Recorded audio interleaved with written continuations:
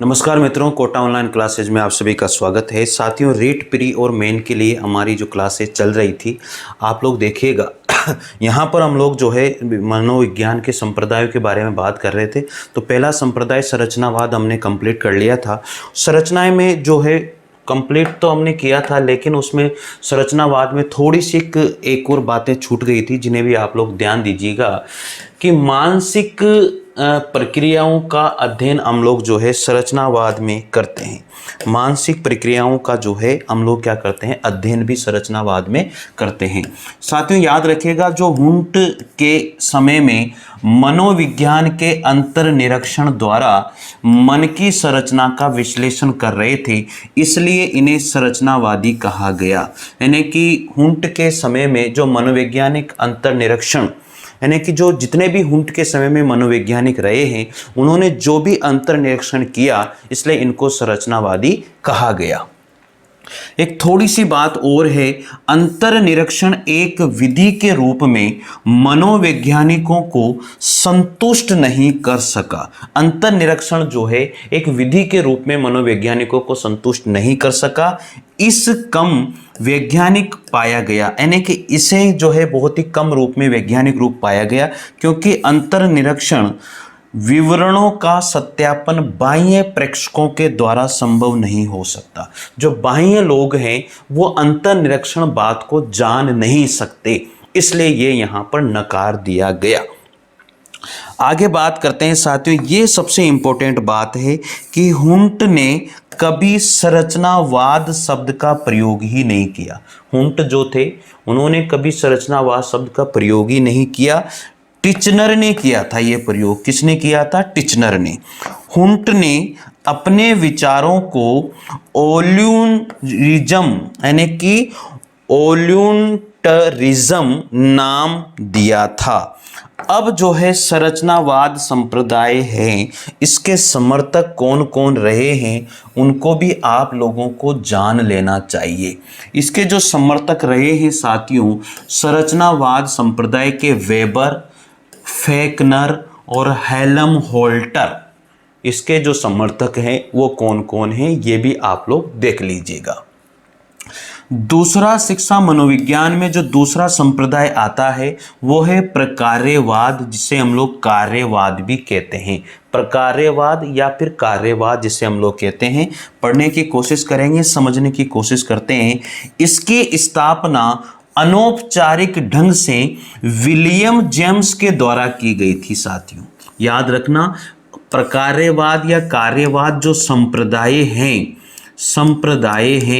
उस संप्रदाय की स्थापना विलियम जेम्स के द्वारा की गई थी अनौपचारिक रूप से। ठीक है। 1890 में अपनी एक पुस्तक लिखकर, जिसका शीर्षक क्या रहा था? Principle of psychology. William James की पुस्तक का नाम था प्रिंसिपल ऑफ साइकोलॉजी। क्या नाम था? Principle of psychology. इसमें इस पुस्तक में इन्होंने प्रकार्यवाद कार्यवाद संप्रदाय की स्थापना अनौपचारिक रूप से बताई थी। ठीक है। आगे है, उनका मानना था, यानी कि विलियम जेम्स का मानना था कि मनोविज्ञान का संबंध जो है इससे है कि चेतना क्यों और कैसे कार्य करती है। वो ये मानते थे कि जो चेतना है क्यों और कैसे कार्य करती है, ये मनोविज्ञान का संबंध इससे है, न कि इस बात से है कि चेतना के तत्व कौन से हैं। जेम्स ने चेतना की कार्यात्मक उपयोगिता पर अधिक बल दिया है। जेम्स ने चेतना की जो है कार्यात्मक उपयोगिता पर बहुत बड़ा बल दिया। साथियों अब अन्य संस्थापक कौन कौन रहे हैं? डीवी, एंजिल और कार्ट, ये भी संरचनावाद प्रकार्यवाद के संस्थापक रहे। डीवी, एंजिल और कार्ट। ठीक है, आगे बढ़ते हैं इसी क्रम में। देखो बहुत बढ़िया नोट्स है साथियों, आप लोग नोट्स लिखे पढ़ें। विलियम जेम्स का विश्वास था कि मानस की संरचना यानी कि मन की संरचना पर ध्यान देने के बजाय मनोविज्ञान को इस वाद का यानी कि प्रकार्यवाद का अध्ययन करना चाहिए कि मन क्या करता है तथा व्यवहार लोगों को अपने वातावरण से निपटने के लिए किस प्रकार कार्य करता है, इस पर ध्यान देना चाहिए, न कि किसी और बात पर। तो ये सारी बातें रही बहुत तगड़ी विलियम जेम्स के द्वारा जो है प्रकार्यवाद या कार्यवाद संप्रदाय की स्थापना की गई थी। आगे बात करते हैं, और इनकी पुस्तक का नाम था प्रिंसिपल ऑफ साइकोलॉजी। आगे बात करते हैं साथियों, यहां पर बात आती है कि जो विलियम जेम्स थे, विलियम जेम्स ने 1899 ईस्वी में टॉक टू टीचर्स पुस्तक भी लिखी, जो इनकी पहली पुस्तक मानी जाती है। विलियम जेम्स ने एक पुस्तक लिखी टॉक टू टीचर्स, जो इनकी पहली पुस्तक मानी जाती है।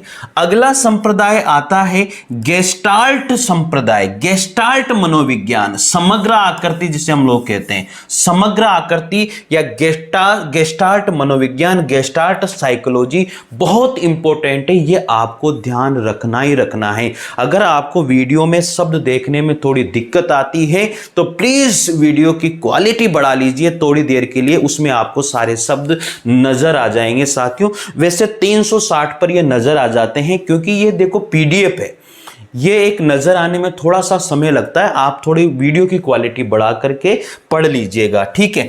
गेस्टाल्ट मनोविज्ञान तीसरा संप्रदाय आता है शिक्षा मनोविज्ञान का, और इसको हम लोग समग्र आकृतिवाद भी कहते हैं। गेस्टाल्ट साइकोलॉजी की बात हम लोग करेंगे।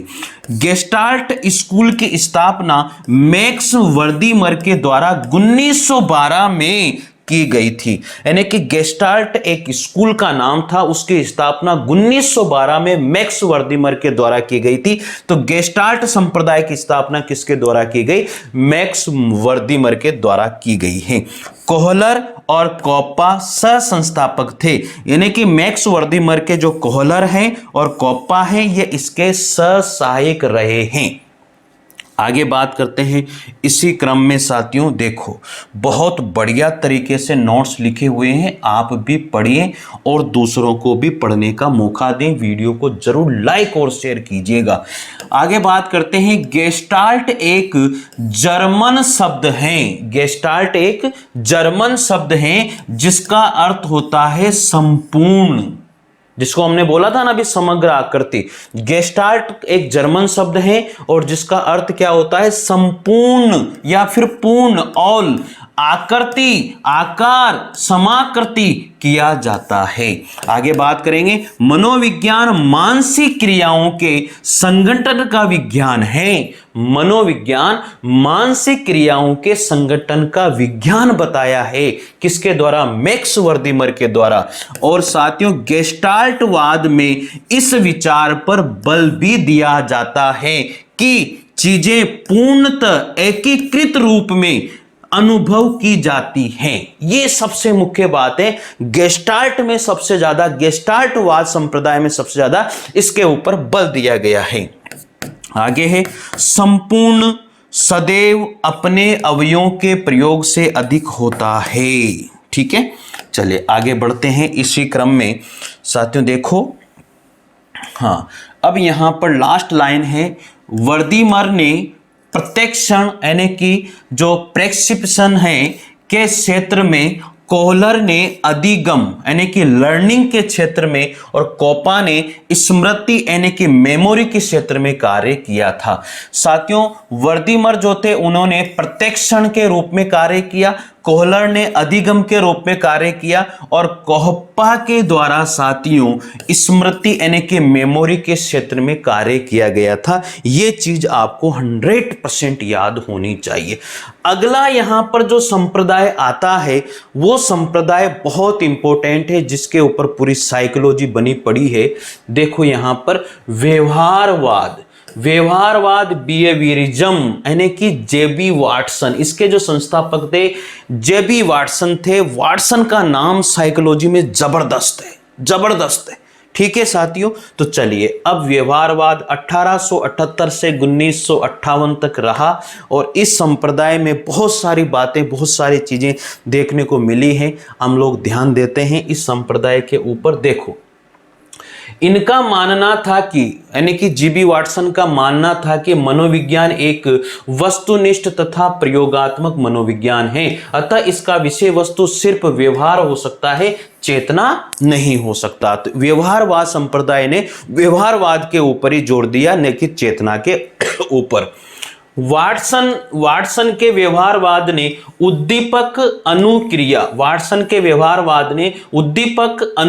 को जन्म दिया। कौन सी अनुक्रिया को? उद्दीपक अनुक्रिया को जन्म दिया। इन्होंने मनोविज्ञान की 4 विधियां बताई थी। विज्ञान की 4 विधियां बताई। एक तो है प्रेक्षण, एक है अनुबंधन, एक है परीक्षण और एक है शाब्दिक रिपोर्ट। तो वाटसन ने व्यवहारवाद में 4 विधियों पर बल दिया था। एक थी प्रेक्षण, दूसरा है अनुबंधन, तीसरा है परीक्षण, चौथा है शाब्दिक रिपोर्ट। ये सारी विधियां इनके द्वारा बताई गई थी। तो याद रखना, व्यवहारवाद में वाटसन ने 4 विधियां बताई, जिनके नाम थे प्रेक्षण, अनुबंधन, परीक्षण और शाब्दिक रिपोर्ट। ठीक है। परीक्षण मैंने कि ऑब्जर्वेशन, आप किसी भी चीज को कर रहे हो तो उसको ऑब्जर्वेशन में रखो, ध्यान में रखो। अनुबंधन यानी कि कंडीशनिंग जो है, अनुबंधित करना, उसके साथ रिलेशन करना। परीक्षण करना यानी कि टेस्टिंग बहुत जरूरी है, उसको पहले टेस्टिंग कर लेना चाहिए, बाद में अप्लाई करना चाहिए। और उसके बाद में वर्बल रिपोर्ट यानी कि शाब्दिक रिपोर्ट हमें उसकी देना चाहिए, लिखना चाहिए। ये सारी बातें इन्होंने करी है। आगे बात करते हैं इसी क्रम में, वाटसन ने मनोविज्ञान की विषय वस्तु के रूप में निरीक्षण योग्य व्यवहार पर बल दिया और प्रयोगात्मक विधि को महत्वपूर्ण माना। उनका लेख मनोविज्ञान तथा व्यवहारवादी 1913 में साइकोलॉजिकल रिव्यू नामक जर्नल में 1913 में प्रकाशित हुआ था। यानी कि जो वाटसन थे, उनका जो लेख था मनोविज्ञान तथा व्यवहारवादी, उनका लेख क्या था? मनोविज्ञान तथा व्यवहारवादी। ये 1913 में साथियों साइकोलॉजी एक रिव्यू, एक जो है जर्नल था, उसके अंदर इनका 1913 में ये प्रकाशित हुआ। इनकी जो बुक्स है, वाटसन की जो बुक्स थी, पहली बुक का नाम था तुलनात्मक मनोविज्ञान का परीक्षण, 1914 में प्रकाशित हुई। वाटसन की दूसरी बुक का नाम था मनोविज्ञान एक व्यवहारवादी के दृष्टिकोण से, यह पुस्तक थी। और तीसरी पुस्तक थी इनकी व्यवहारवाद, जो 1925 ईस्वी में प्रकाशित हुई। और इनका सबसे मुख्य जो कथन था, तुम मुझे कोई भी बालक दे दो, मैं उसे जो बनाना चाहूंगा, जो आप कहोगे मैं उसे बना दूंगा। यह इनका प्रमुख कथन रहा है। अब साथियों, जो व्यवहारवाद संप्रदाय था, इसके समर्थक कौन कौन रहे हैं?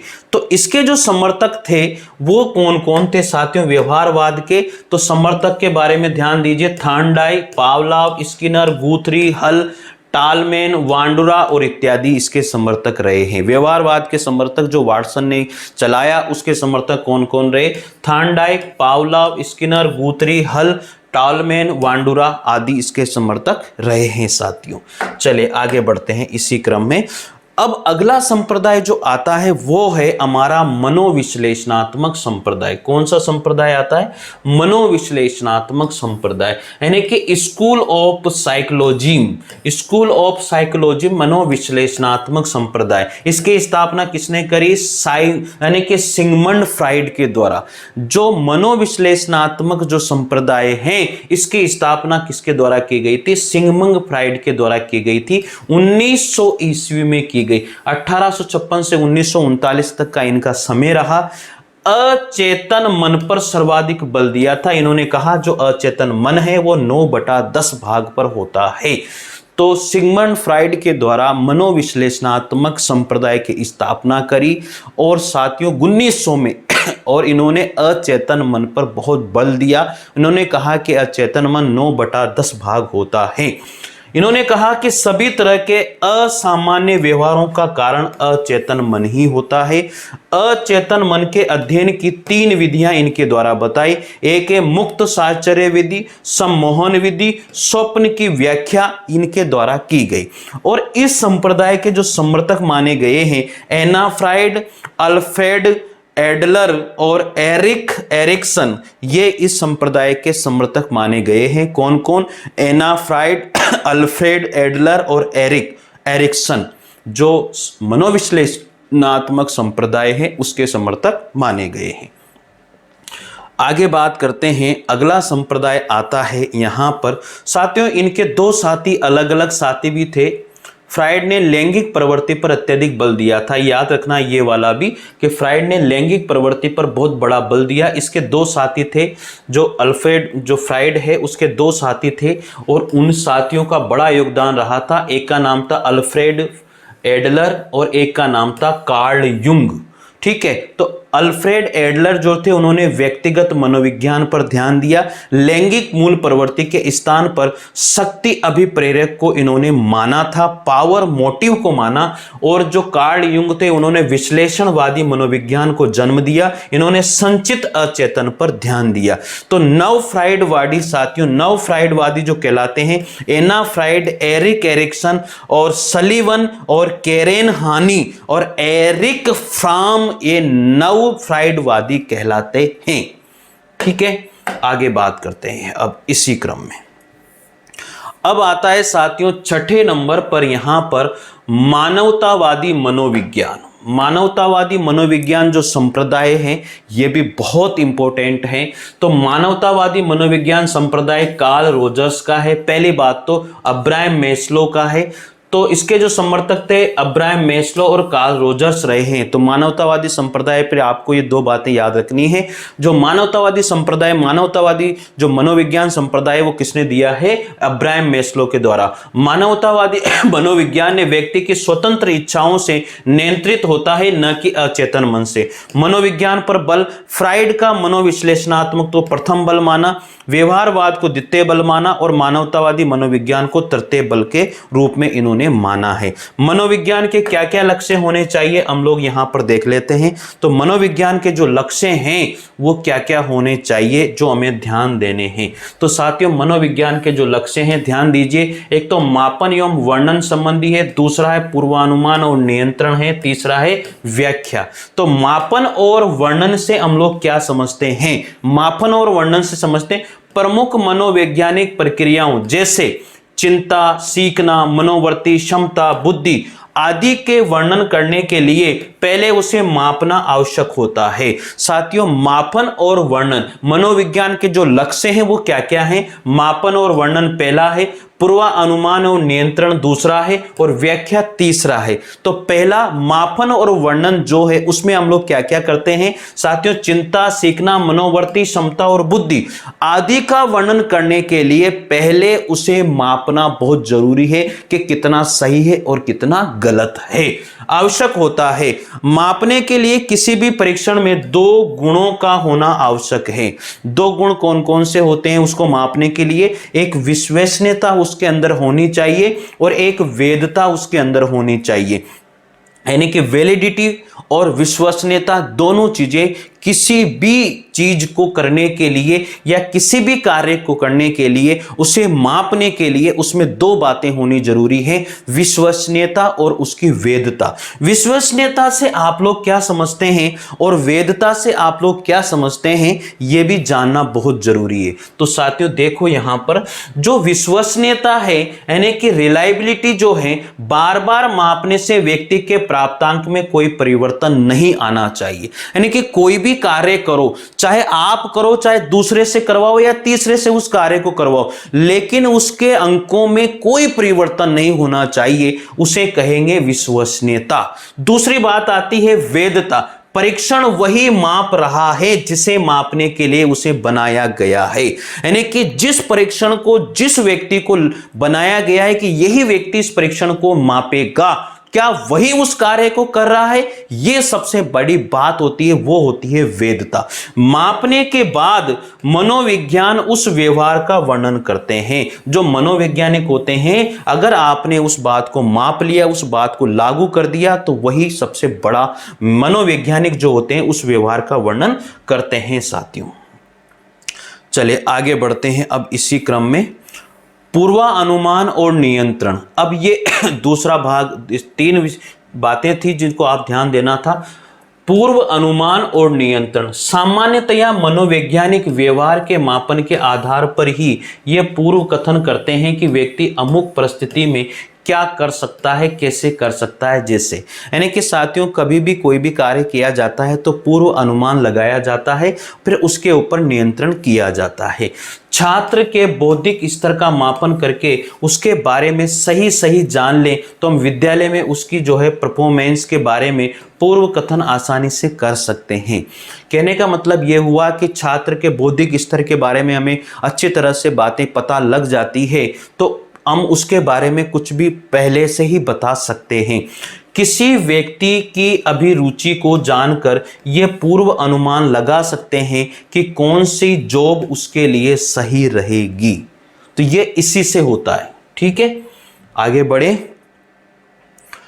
पूर्व कथन तथा नियंत्रण साथ साथ चलता है। पूर्व कथन तथा नियंत्रण साथ साथ चलता है। मनोवैज्ञानिक जब भी किसी व्यवहार के बारे में पूर्व कथन करता है तो उसका उद्देश्य उस व्यवहार को नियंत्रित करना होता है। यह बहुत बड़ी बात है। और तीसरी बात आती है व्याख्या। मनोविज्ञान का अंतिम लक्ष्य क्या होता है? मानव व्यवहार की व्याख्या करना। मनोविज्ञान का अंतिम लक्ष्य होता है मानव व्यवहार की व्याख्या करना। तो साथियों, ये हमारे सबसे इम्पोर्टेंट संप्रदाय रहे हैं और इन संप्रदायों को आप लोग जरूर पढ़िएगा। तो आज हमने संप्रदाय खत्म किए। अब बाल विकास जो पहली यूनिट है साइकोलॉजी में, उसको हम देखेंगे अगले वीडियो में। साथियों, नोट्स बहुत अच्छे हैं, बहुत प्यारे हैं। आप लोग निश्चित रूप से नोट्स बनाइए और पढ़िए और लाइक जरूर, शेयर और जरूर कीजिएगा। टेलीग्राम चैनल को जरूर ज्वाइन कीजिएगा और KOC कोटा ऑनलाइन क्लासेज जो ऐप है उसे डाउनलोड कीजिएगा। ये सारी PDF आपको ऐप के ऊपर ही मिलेगी। तो साथियों, निश्चित रूप से फ़ायदा होगा आप लोगों को और इस फायदे को जरूर उठाएं। नोट्स के माध्यम से मैं पढ़ा रहा हूं क्योंकि PDF वगैरह मेरे पास है तो मैं उसको आप लोगों तक पहुंचा रहा हूं। तो साथियों, अगर आपको साइकोलॉजी के नोट्स चाहिए तो निश्चित रूप से संपर्क करें। डिस्क्रिप्शन में नंबर दिए गए हैं। थैंक यू, सभी को धन्यवाद।